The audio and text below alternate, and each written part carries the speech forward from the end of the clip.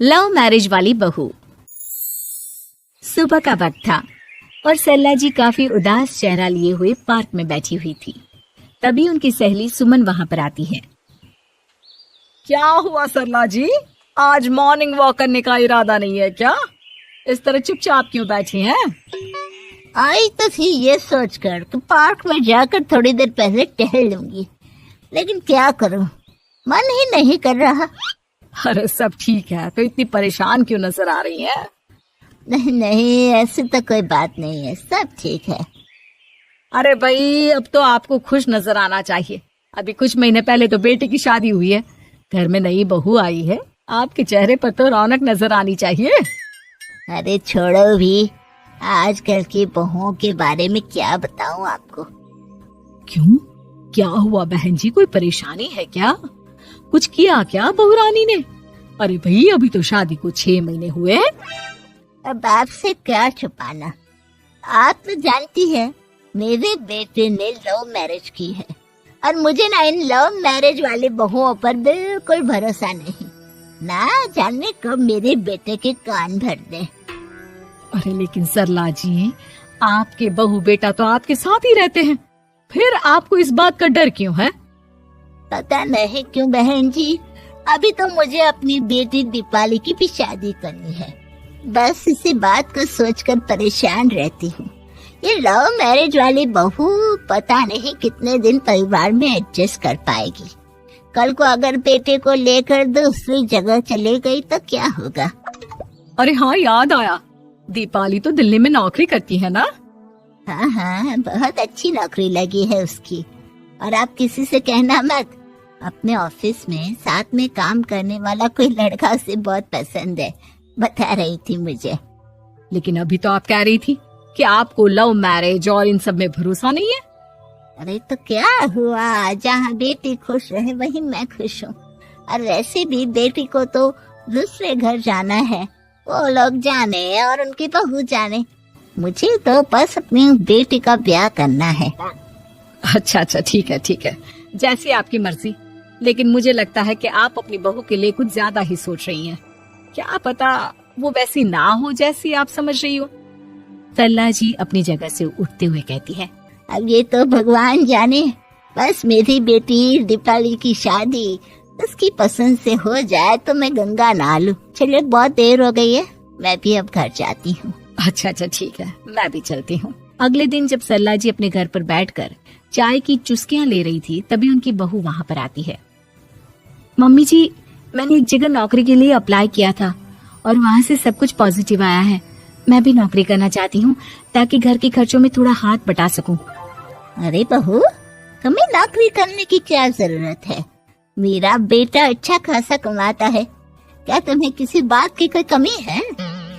तभी सरला जी का बेटा वहाँ पर आता है।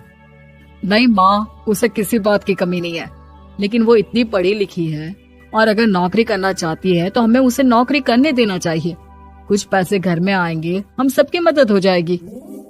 तुम तो ऐसे कह रहे हो बेटा जैसे ये घर तुम्हारी पत्नी की कमाई पर ही चलता है। अरे नहीं मम्मी जी, इनके कहने का ये मतलब नहीं है, बस मेरी ही नौकरी करने की इच्छा थी, इसलिए आपकी परमिशन चाहते हैं। अब भाई, मेरा बेटा तुम्हें लव मैरिज करके घर में लाया है, मैं तुम्हें कुछ कैसे कह सकती हूँ? जो मर्जी आए करो।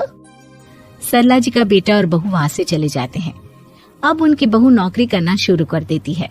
कुछ ही दिन बाद सरला जी की बेटी दिल्ली से अपने घर आती है और अपनी माँ से कहती है, माँ, मैंने आपको बताया था ना, मुझे अपने ऑफिस में साथ काम करने वाले एक लड़के से बहुत प्यार है, मैं उससे शादी करना चाहती हूँ माँ।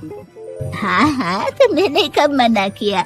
अगर तुम उसे पसंद करती हो तो उसके घर वालों को कहो, हम आपस में बात करके तुम्हारी शादी तय कर देते हैं।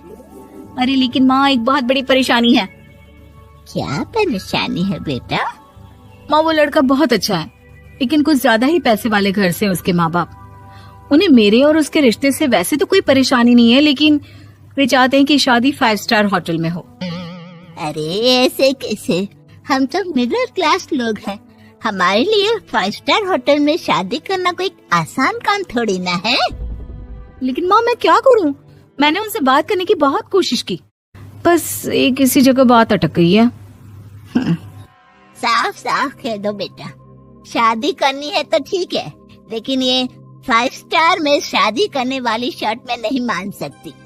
अरे कैसी बात कर रही हैं आप मम्मी जी? अगर दीपाली को कोई लड़का पसंद है तो हम उनकी शादी के लिए पूरी कोशिश करेंगे, और अगर बात पैसों की है तो कोई परेशानी नहीं है। हाँ हाँ, तुम्हें तो बस बहुत आसान लगता है सब।